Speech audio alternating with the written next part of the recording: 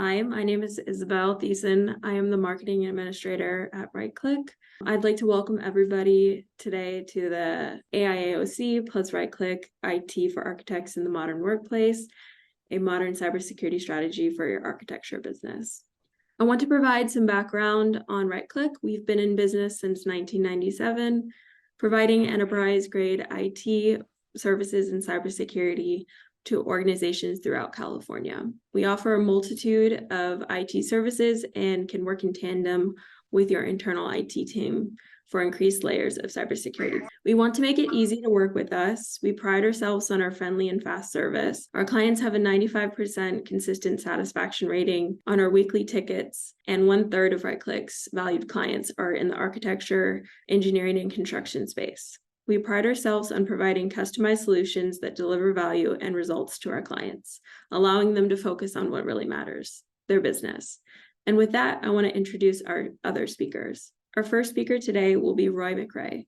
Roy is our business development manager, and he's going to provide some context for the talk.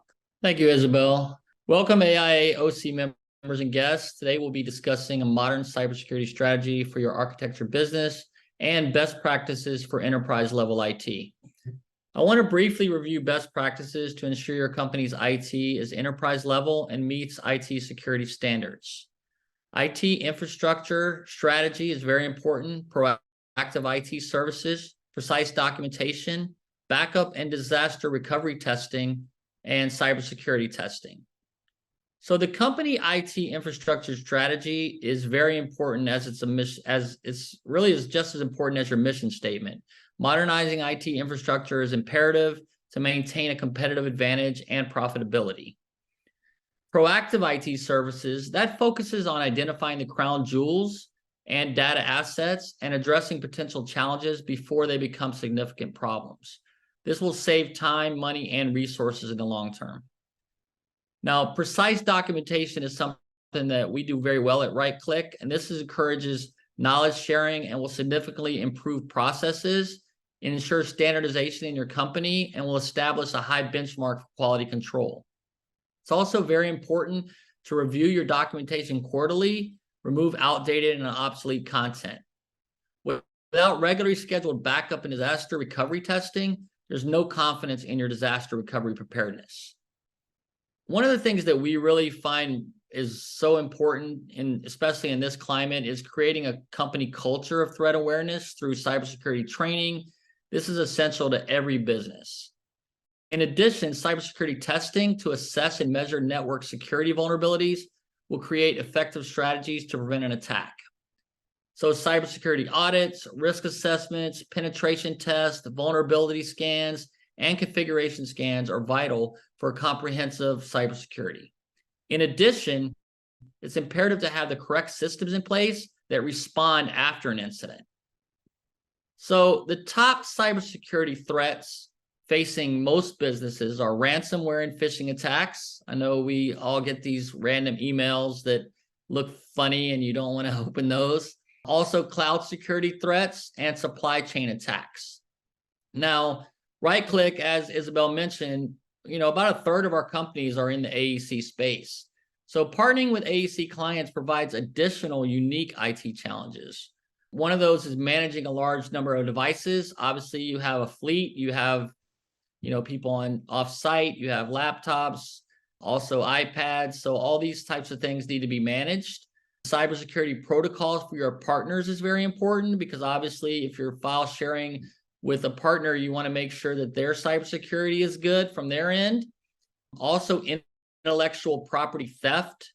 That's something that a lot of clients are really concerned about. Data breach on projects. Obviously, this is very important, especially when some of your companies take years and years to develop standards and they want to make sure that that's protected. Then there's vulnerability on the CAD software, BIM data breaches, and lately insider threats or employee theft, things like that are also something you want to consider. Now, let's take a look at today's agenda, and then our co-CEO, Jim Harrington, will share his perspective on best practices and the latest trends for the architecture industry. So these are the talking points that will be covered today. Top cybersecurity threats facing the architecture industry, a new cybersecurity strategy for the architecture industry. We're also going to provide a cybersecurity checklist to kind of get you started. And then at the end, we'll have a brief discussion on Q&A. So please type your questions in the chat box. If you hit the dots over the more, there's a little thing that comes up. It says chat, so you can enter your questions there. And we'll circle back to them at the end following the presentation. Now, let me introduce our co-founder, Jim Harrington. I know that he sometimes worries about us hearing his voice for too long, but this is very important stuff. We're excited to have him talk about this. He's very passionate about providing AEC clients with enterprise-grade cybersecurity and IT. And our clients really lean on him a lot. We have so many companies that not only count on us to do their IT, but we actually have recently, and probably one of the companies in Orange County that really kind of took the lead on this is really layering our cybersecurity knowledge with other companies. So we work with other companies. They have their own internal IT, but we're able to layer a different strategy of cybersecurity and come in and make recommendations and provide different types of testing to kind of see where they're at. So we count on Jim's expertise to guide them and navigate through that ever-changing demand of IT and network security. I'll let you take it from here, Jim. Thanks. Great. Thanks, Roy. Hey, I'd really like to start off by thanking AI Orange County for hosting this training session. This is really a great platform to share the latest developments in our technology space, specifically regarding security. We all know about the importance of cybersecurity. What's useful about a session like this is we can talk about the most emergent threats. That's what we're going to talk about today. Some of the newer threats that are facing us.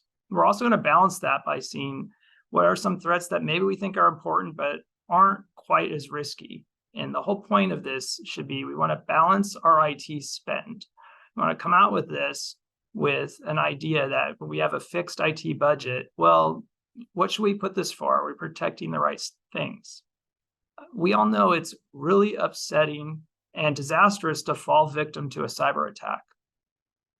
Our point here is we want to do everything we can to lessen that. Our clients and our employees are counting on us.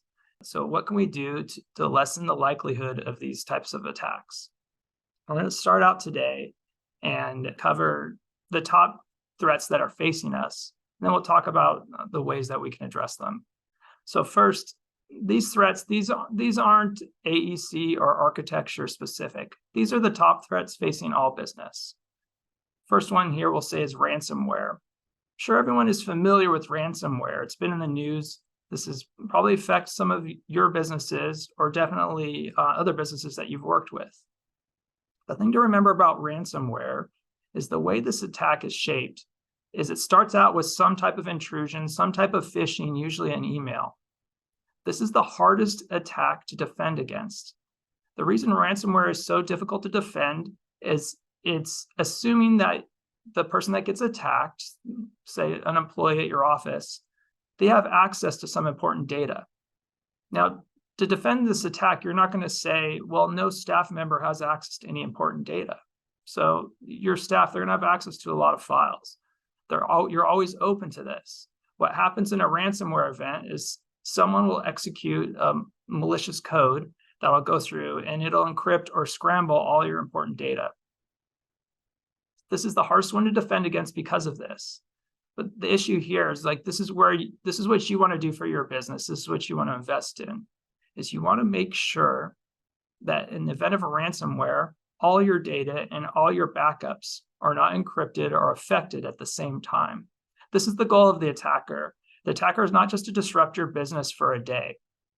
So for instance, if you have important architecture files stored on a server or in a cloud service, one of your staff gets thinks it's a legit email, they click it, it's a malware, it's a ransomware, it goes and encrypts all your files.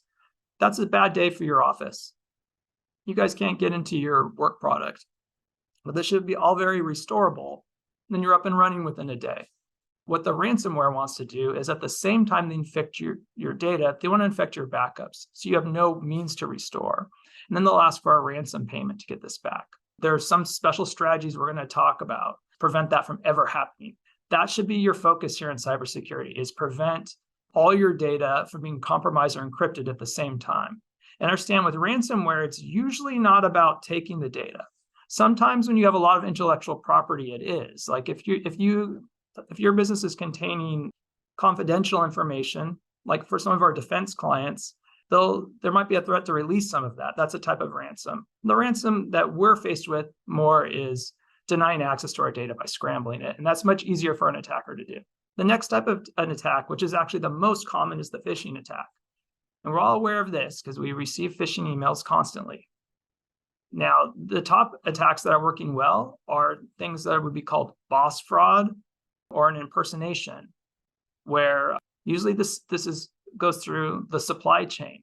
A client or a vendor or a partner, maybe someone in an engineering company or at a contractor, gets phished, their email credentials get compromised, someone signs in as them. The way this threat has changed over the past 2 years is these emails used to be pretty easy to discern, and people would fall victim to it, but usually because they were in a hurry. But now what happens is when this outsider gets phished, the attacker is actually taking the time to read the email to get contextual information. And so a staff member at your company might get an email that says, here's the updated drawing for this project that you've been asking for. And that's legit, that's it. And then they're not actually even sending a virus or a malware. So it gets through all your security systems. And then you open the drawing, and then the drawing might be a link that points to a web page that looks like it's logging into your Microsoft email system, but it's actually redirecting to the hackers. And they're trying to get into your system. Eventually, the point of the phishing attack is to work its way up to someone typically in like a finance area where they can redirect business payments. So we'll want to talk about ways to defend against this. Both the ransomware and the phishing, they're tough defenses because these things will constantly be happening. So a lot of the phishing, a lot of the protection has to do with, number one is, I'm going to talk about some ways that you can greatly restrict access to your email system. So you want to assume people can actually get into the email system, and password is released. That attacker got the password, they still can't get in. Our next type of threat that we want to talk about is cloud security threat. And this is more based on your cloud platform. Much of our member companies are using Microsoft Cloud. There's some BIM software. We might be using BIM 360. There's different ways to configure these. And there's an easy way to track it with what's called a security score to see how well you're protecting your cloud. And then the supply chain attacks are really what I referenced in this phishing, where maybe a client or vendor is attacked, or also your software using an old version of an AutoCAD, and there's an issue with that. So some ways to address this. Okay, now we're going to talk about the unique threats facing architecture. Some of these threats face other industries, but they're especially poignant for architecture, and we want to focus our resources here. This is what's special about architecture. There's a lot of intellectual property in architecture. Beyond just the unique drawings that you create, you might have some standards that some of your companies might have spent 10 or 20 years developing. You want to protect those. Roy mentioned crown jewels, like we refer to that a lot, this data as that. It's really difficult to keep that data safe. Even I've got down here insider threat. The insider threat is really that. It's protecting your company's standards. So a staff member doesn't take that, go to another company and bring all this work that you guys developed. Project data breach. We know in this industry, in AEC industry, architects work with engineers. They work with contractors. You don't have a drawing file that's internal only. It's extremely collaborative. We don't want to be a source of a breach, but we also want to detect breaches with the third parties that we don't have as much control over. CAD software vulnerabilities, I touched on this a bit, but our operating software, like there are many bugs and they're in these things. We need to watch for vulnerabilities. And then BIM data breaches is the BIM system. If some of your drawings are collaborative, you're storing in a information system in the cloud. Like how do we watch for data breach? So that defined our threats. So now we're going to start talking about some strategies and some methods to protect them. We're going to be a little light on the extreme tech talk. There's some terms we might touch on. I dropped this slide in here to reference some of these terms. And a lot of this is for the newer type of security that people might not all be aware of. We're going to start talking about what's called zero trust security. It's a new security model. And in zero trust, we use some of these terms. Now, an EDR that's what we used to call antivirus. Now we call it endpoint detection and response. Endpoint is the end device. And the reason it's an endpoint, it's not always a computer. Sometimes it's a smartphone, tablet. It's whatever the user's interacting with. The reason it's called detection and response is antivirus used to be, it was definition based. You'd have an antivirus software like a Symantec or something on your computer. It would look for a certain type of virus signature. Those are largely ineffective now.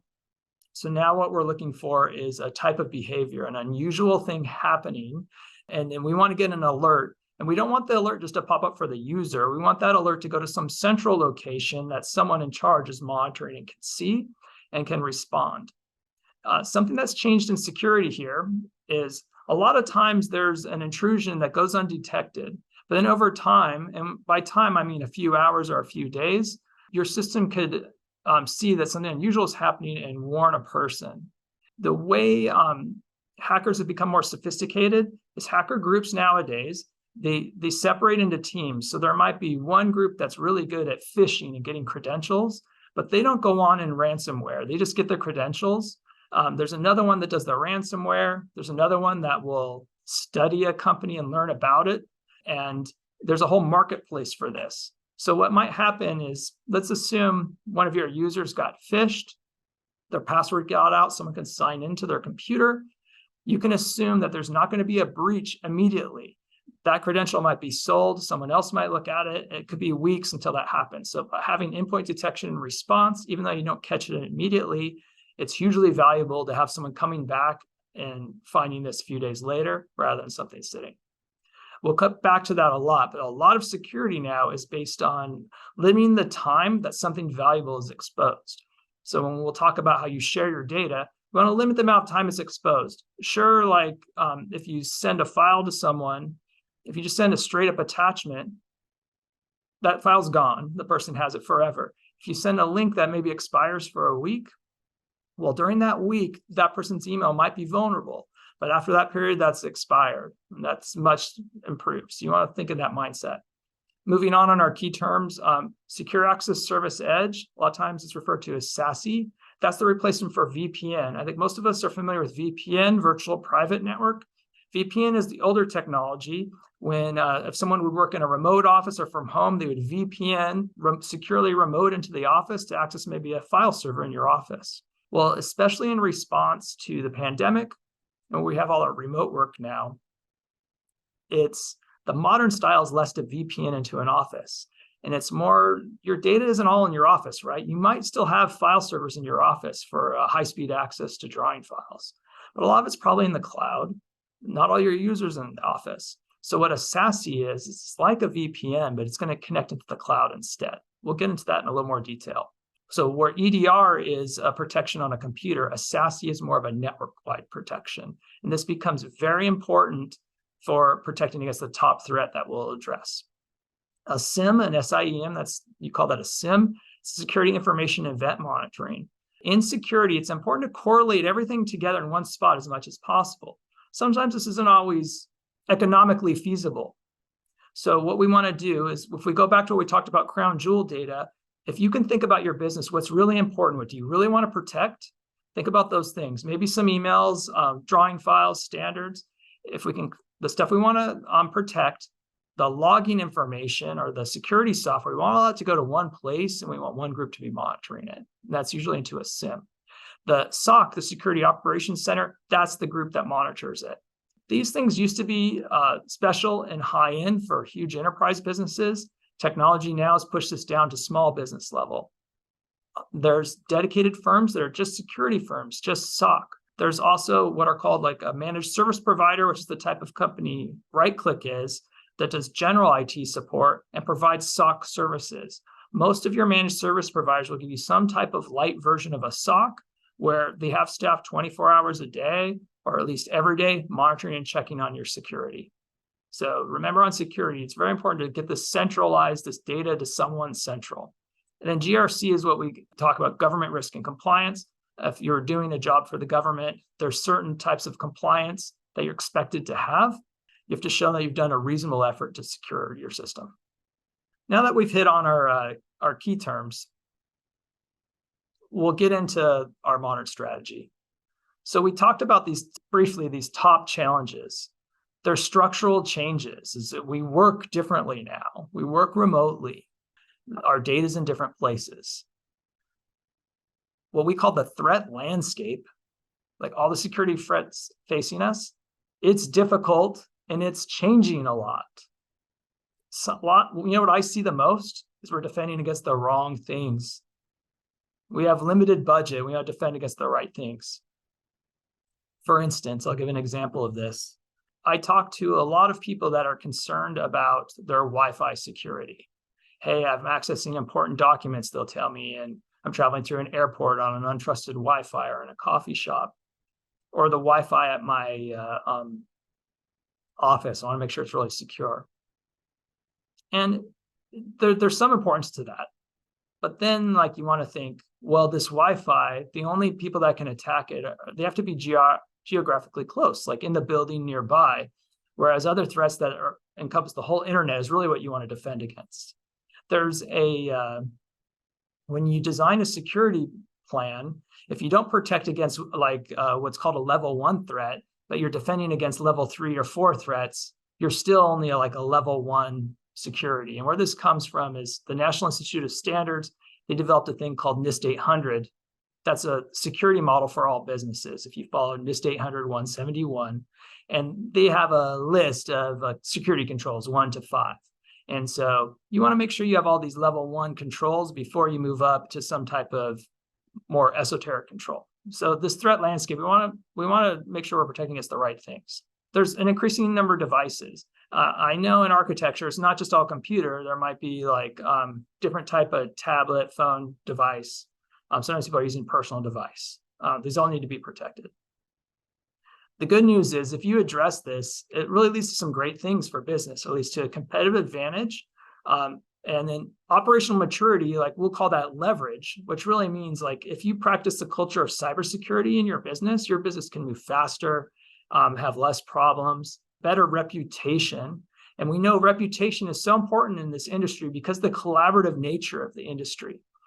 We all know each other in this industry, and addressing security is extremely important. Okay, we're going to start with a management framework. This is called the Right-Click IT Systems Management Quadrant. When you're thinking about this quadrant, the idea of this is to see how are you organizing your IT spend, not just on financially, but time, resources. You want to divide between these 4 areas: the plan, deploy, support, and protect. In IT, you want to be proactive. We want to plan. And like when we're talking about security, being proactive is to do things like, we'll talk about the ransomware, really protect against the ransomware. Make sure your backup is immutable, okay? But then when we set up this immutable backup, this thing that you can't delete, we want to go back and support it. We want to check it. We want to monitor it.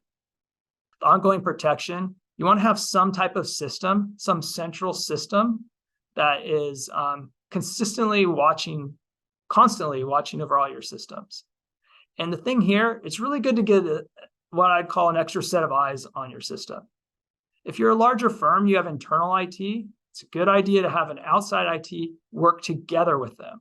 They can both work together and validate this. If you have an outside IT, it's good to have a consultant occasionally come by and give your system a check. Just be like, yes, like I've actually restored the backups. They're all there. Just saying you have backups and then testing it when it's time to restore is not a good strategy.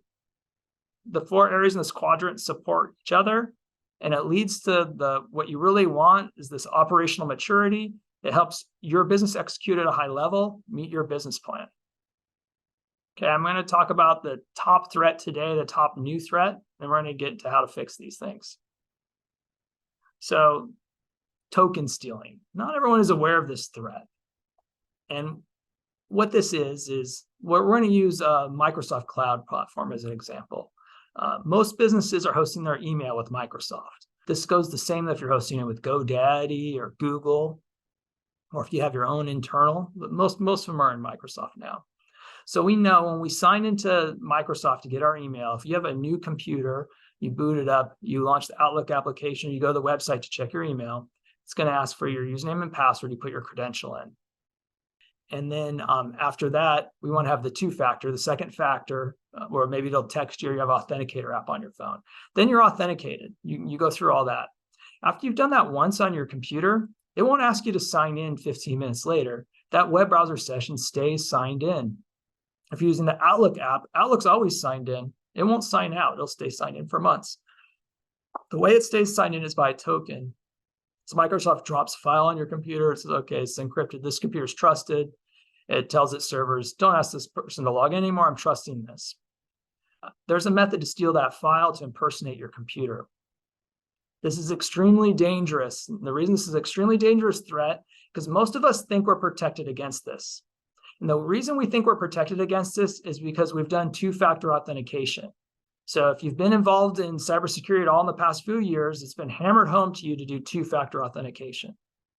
So before we go further in token stealing, let's talk about the two-factor authentication. Your email is your top thing to protect. That's a generic thing that's constantly trying to get hacked. People are trying to get your credentials. What we want to do is we don't want to assume like we can protect these credentials. We want to assume the opposite, that we're unable to protect our email credentials, and one of our users is going to accidentally tell someone what their credentials are. They're going to tell them by like typing in the password somewhere they're not supposed to, by a fake phishing email. By having the two-factor security, which is the second factor, which is that text message or the Authenticator app, we assume like, okay, that's great. Someone can give out their password, but the attacker doesn't have the two-factor. And when companies went through meticulously in the enforced two-factor security or multi-factor on all their cloud systems, they have a sense of security that, well, this at least isn't going to get hacked. Well, I'll tell you now, like the token stealing, it started coming up as an issue the past year. Now it's a big issue. And the tough thing about this is once this happens, is if your organization is not aware, they don't know how to shut down or block this. So this is a real top threat. Now we'll move on. I'm going to explain how to block this, but we want to think about this is we want to be, okay, we have to have two-factor security, but how do we defend against this? People stealing this token and logging it. I want you to think about that. Okay, now this model, this is going to help us address token stealing along with the other cybersecurity threats that we're looking at. It's called zero trust. Now, before, our previous cybersecurity model was called perimeter security. And it's a security that we're all familiar with. It's how we defend our house. It's how the military defends a base. You have a strong perimeter. You lock the door. You maybe have an alarm, cameras. But the inside is unprotected. You're inside the house. There's not a lot of extra security inside the house. This is how we defended businesses. A traditional architecture business, server in the office. There's a firewall connected to the internet. That's a hardware firewall device. It monitors kind of what traffic's going through. It sees a virus that might kill it there. The computers have some antivirus security. They have what's called defense in depth. That model's broken now, completely broken. And it's good to recognize that perimeter security is broken, so we don't think we're safe. So what we should think is if we assume zero trust, we assume the computer is not safe anywhere.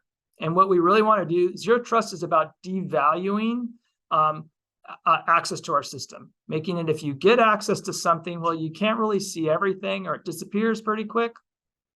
So we want to assume, okay, someone's able to hack into our office, but they can't really log into the server. Someone's able to log into the server, but they can't see very much. Someone's able to hack into the email, but they don't have the other factor. They can't see things.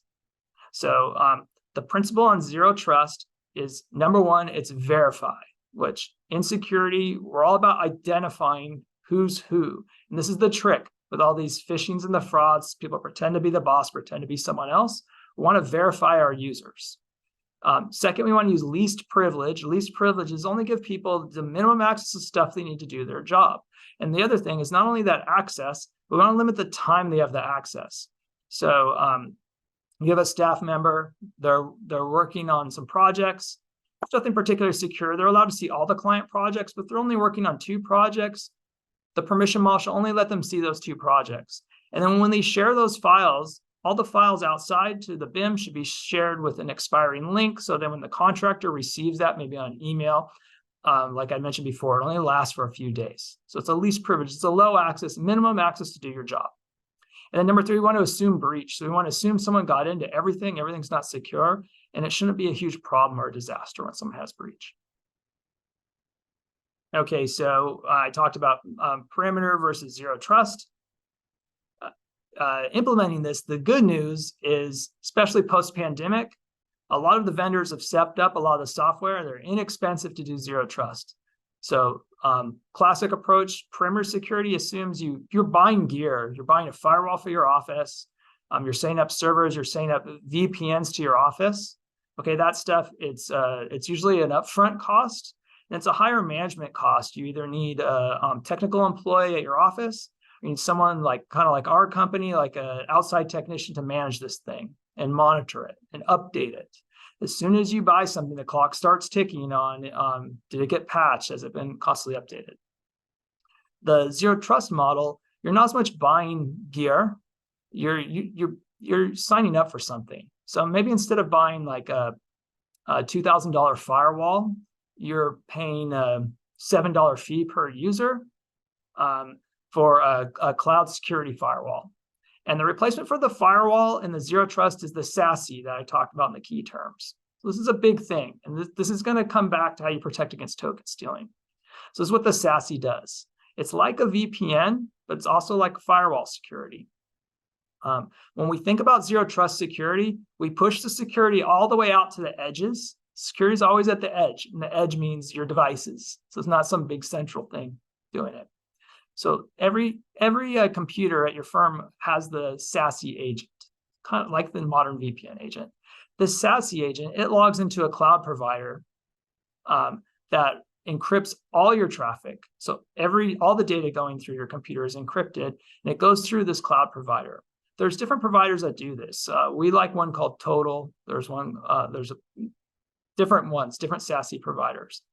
When all your encrypted traffic goes through the cloud, they have servers in the cloud that are going to provide the firewall service. They're going to inspect this data. They're going to see, does this look like malware? Does this look like this unusual activity? If it is unusual, it'll report back to you. It'll tell either your IT company's security operations center. It'll tell you, this is unusual. This is something that's going on here. If they're pretty sure about it, the SASE will block it. So it's providing that security, which is good. But it's doing something else. And when you enable this, this is how you protect the token stealing. This is very important, is not on your device side, but on your cloud side or your data side. You probably have data in 2 or 3 places. I bet you a lot of you have data on a server in your office still. Okay, there's going to be some data in a cloud, like in a BIM system, and you're definitely going to probably have emails in like a Microsoft 365, Google Cloud. Now, right now in that Microsoft 365, that's what we're really worried about, the token stealing. And we turned on 2-factor authentication, but now we know that's a false sense of security. It's really important to have, but people can get by that. There's a setting though in the Microsoft Cloud where we can say, like right now, when you set up Microsoft Cloud, you can be anywhere on the internet and check your email. There's no restriction. But we'll say, no, like let's restrict that to just one location. So you might have said like, okay, only allow access to the Microsoft Cloud from your office. And then by doing that, that really locks things down. Because if you assume if someone stole someone's token, unless the attacker's in your office, that's restricted. Like they're not going to get in. So that really protects against token stealing.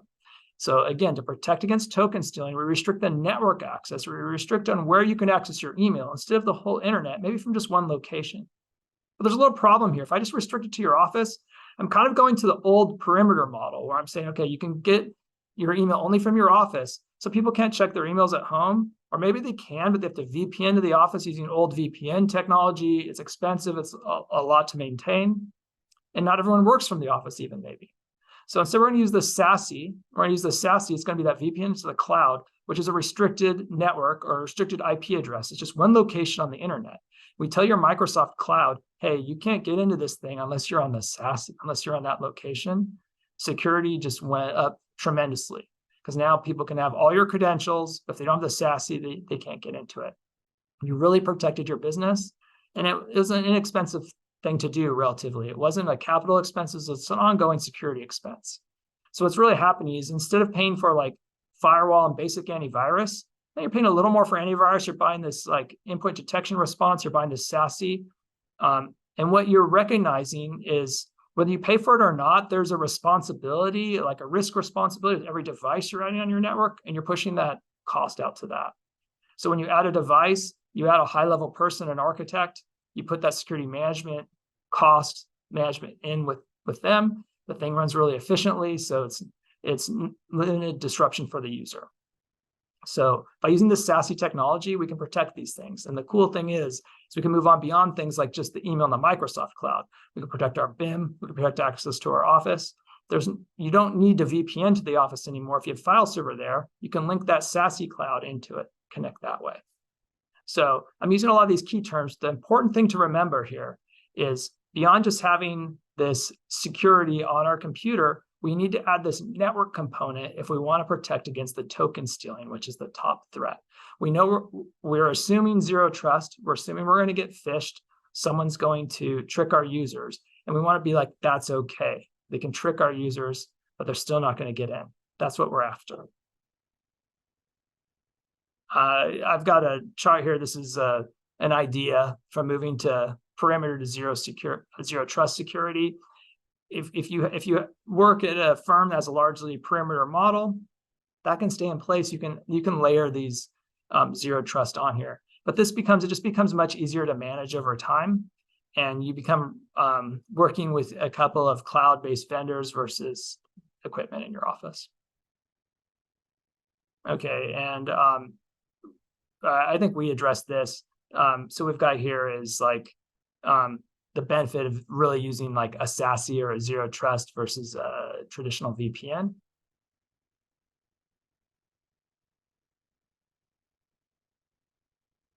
Okay, so that taken in,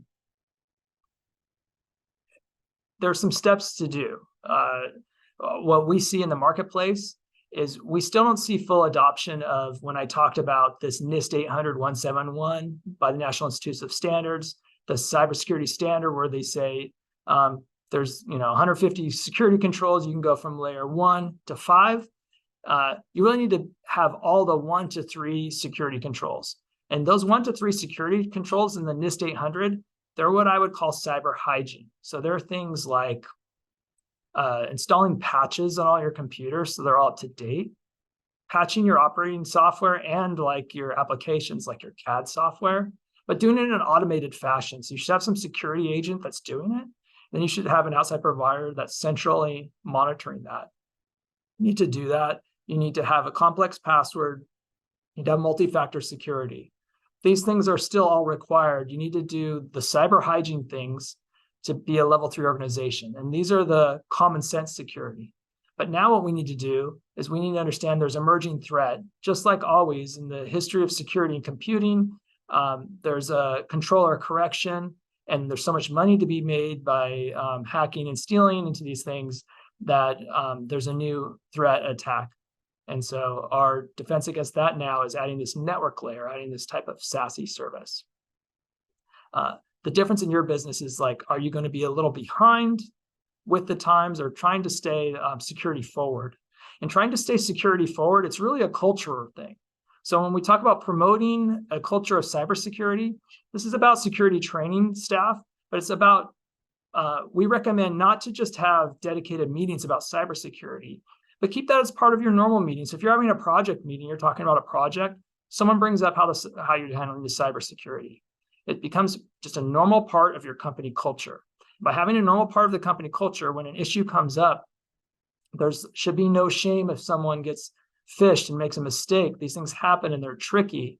So we want to teach our staff things about be open about it, about the phishing threat. And what we really want to focus on the phishing threat is let everyone know, look, this is about identity. Someone's pretending to be someone they are not. And any threats like this are tough because there's not a software that's going to block it, because if someone's signed in as a different user and read their emails, they're just pretending to be someone else. So you have to do a few things. First, a phishing might come from a fake email. So like actually read the email address. We see the boss fraud all the time where someone pretends they send an email with the name of the boss, but when you actually look at the email, it's not from their domain. So what you can do is at your company, you set certain standards and you keep it very simple, where you say, hey, we're not going to communicate with each other via text message. We're only going to use the company email system. We're not going to use personal emails. We're only going to use maybe Teams or Slack, like some type of chat. You have a standard way to communicate. If there's some type of elevated communication, like it's about changing banking or something, we're only going to do this in person or talking. You have a standard for this. By setting those standards in place, it makes it less likely that the staff's going to be tricked. But again, remember, we're going to do zero trust. We're going to assume that people still are going to get tricked. Now, the idea here is like you want to keep your business moving fast. So it's like having this culture, like getting on the bandwagon with staying current. It gives you that operational leverage. Okay, it really it lessens the likelihood of a real adverse event happening that's going to slow you down.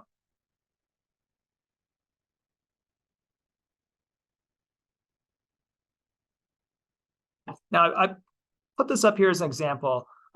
We're close to wrapping this up. I want to talk about two things. There's one thing that if your company's using Microsoft 365, you should look up your secure score, your Microsoft secure score. That's a great system that Microsoft put in place. It shows your whole cloud platform and where you're coming short, maybe where you don't have your level 1, 2, or 3 security levels in the Microsoft cloud. And Microsoft will make suggestions, do this to fix it. They'll say, these two people don't have multi-factor authentication. That's a big deal. And what you really want to do is you want to have some type of balance where you're investing in the right things. So that'll guide you. There's another thing, this Saiku is cool. This comes from an insurance company. This is a more detailed analysis. You can ask your insurance company to give you a cybersecurity audit. I talked about having a second set of eyes on your system. The insurance company is great for that. They'll audit. You should, if your company doesn't have internal IT, typically like your controller, the person in charge of finances, is that other set of eyes too. They can really rely on insurance with some of these tools. You'll get a score and you can look at peer scores. You can see what you need to improve on and focus your investment. Cybersecurity is an ongoing thing. So you want to have like future plans and really target your spend.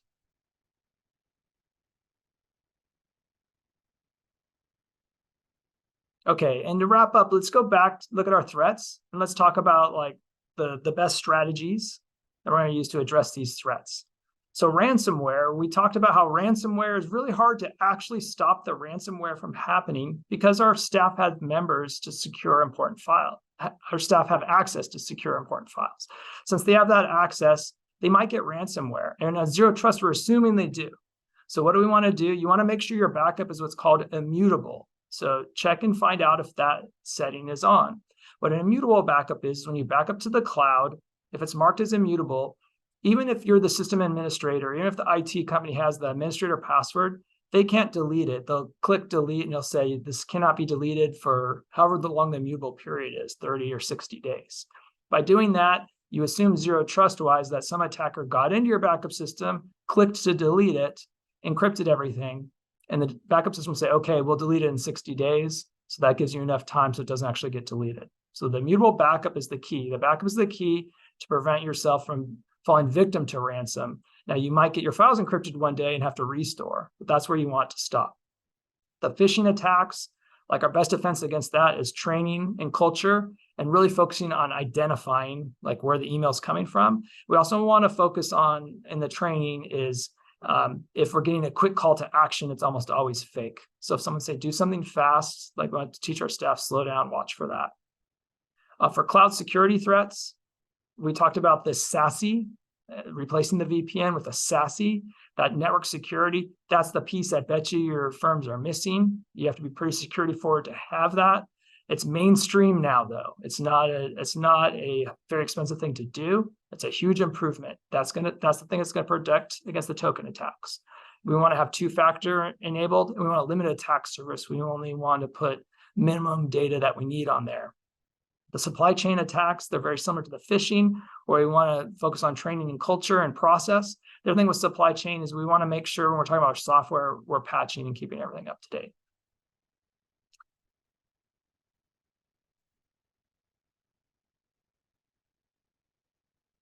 Now, those were the general cybersecurity issues. These are cybersecurity issues facing specifically architecture businesses.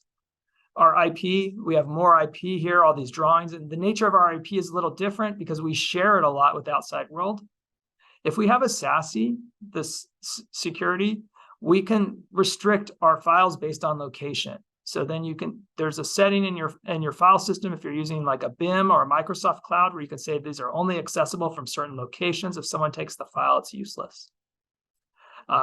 To protect against project data breaches, again, we want to limit the value by expiring data, expiring links. For CAD software, we want to have a good patch management program. That means you should have some automated agents that are automatically patching. You should have a reporting from your IT department showing that they're keeping things up to date. I know with CAD software, sometimes there's an old license that's expensive or running on old software. We want to try to stay current because of the security issues. Insider threat, we want to give least privileged access, only give access to exactly what's needed. And similar with like the BIM databases, we'll limit just what's needed in the systems.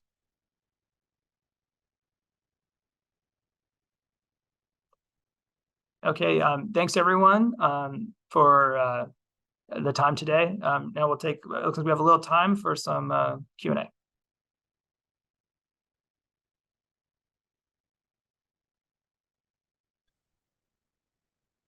Thank you, Jim. That was very informative, provided great insight to current IT security protocols. Maybe we should check with Jeff to see if the attendees could qualify for some extra education credits, because that was very good. There are some questions in chat. Let's address the questions. If you have any questions, please be sure to enter the questions in the chat tab. Thank you to everyone that has asked some questions. First question we'll let Jim answer. Would you prefer any of these security measures over another, or is it best to use a combination of them to fully secure your data? I know we talk about layers of cybersecurity, so I'm sure Jim will talk about that. Yeah, so that's a good question. So you want to practice what's called defense in depth. So part of this zero trust mindset is assuming whatever security control you put in is going to get defeated. So you'd want to have something backing up that control. That said, if you have some high level control, like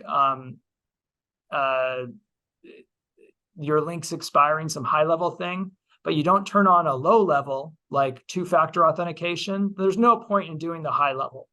So the things that I defined as cyber hygiene, you want to have those in place. And specifically, if you talk to a provider, you would say you want your company to be NIST 800 level 3 compliant. And if they're meeting all those cyber controls, those are your cyber hygiene controls. Those are things like patching, having an antivirus type input detection response on the computer. Those are just to get in the game. You want to have those basics. And then beyond that, like having the SASE is your next level. Okay, thanks, Jim. Next question was, with so many businesses relying on remote work, how do you recommend protection across the personal devices that are accessing internet through home Wi-Fi? And what process is used to maintain security on this remote worker type business model? Well, when it comes to cybersecurity, personal security, protecting your personal devices is very similar to what you would do for business. The one thing we'd always advise is to keep personal devices separate from business. So sometimes there's a tendency just for a cost base, especially if someone moves from a work in office to work at home model, they might have a powerful CAD station at work, and they might have a personal laptop at home that they're using. The problem with the personal laptop is it probably doesn't have all the security controls that the work computer has on it. And that's a huge vulnerability because security, as we mentioned, it got pushed out to the edge device. So that's a big liability to use a personal device for work. So we really want to start with issuing everyone a work dedicated computer. And what we'll do on the work dedicated computer is one of the low level controls is we remove the user's administrative access. So they can't install software. There's just certain work software you have, and it's installed on there. And then when they need a new version, it gets pushed to their computer. And what that does is that protects if someone does click on some type of virus, they don't have the privilege to execute it, maybe, if they don't have that administrative right. You want to keep those things separate. Okay, the next question, I think you kind of addressed it a little bit, but it's really, they're asking about, the risk of investing in security. And I think that, you kind of mentioned that it's more about investing correctly in your security. Maybe you want to address that about how some companies maybe overinvest, and it's really about, making sure that, like we talked about before, that the levels are kind of done in order. Yeah, I like this issue. This is something I like to talk about because everyone is making some security spend, but if you're spending too much in one area, let's say you buy a $10,000 firewall for your office, and let's say that's half your security budget. So now you can't afford like an updated security software on everyone's computer, that you overinvested in the wrong area. So the guidance here should be is like we want to invest in the right area, which means we want to really focus on protecting that. Start with, and how you do this, you must start with your crown jewel data, which is usually your email and your drawing files. And then let's secure those clouds where the email is. And let's secure our in stations, and less buying big security gear at the office. Great. Now, just with respect to everyone's time, we're going to wrap this up on time. So a couple more things to go through. Thank you, Jim, for those answers. The example of modern IT security checklist for the architecture firms is included for your review. It will also be available on the AIOC website. And next, in appreciation for your attendance today, RightClick would like to offer your business an 80% discount on a gap analysis for your Microsoft Secure Score. This will provide insight on the best strategies to protect your Microsoft cloud. Jim went over this briefly, but it's definitely a great starting point for companies because it really gives you kind of a really good look at kind of where you're at with your Microsoft cloud. And that can be used as a starting point for a company to make recommendations, whether these recommendations are followed by your current IT team, or if you would like to use RightClick or another provider. But it really is a great value. We're giving you an 80% discount on that. So we look forward to hearing from you soon. You can reach out to us with the contact information on our website. And thank you again for everyone attending today. We really appreciate it. And I'll turn it over to Isabel to wrap things up. Thanks, Roy. With that, we'd like to thank everyone for spending your time with us today, and a special thanks to AIAOC for providing the platform for today's webinar. We hope you gained some new insight and leave today with some valuable action items. If you'd like to come to our next event, it's going to be in person, December 13th, same time at the winery in the Tustin area. So if you're around, RSVP is provided by Microsoft for no cost. And we're going to be going more in depth with the cybersecurity gap analysis that we've been talking about.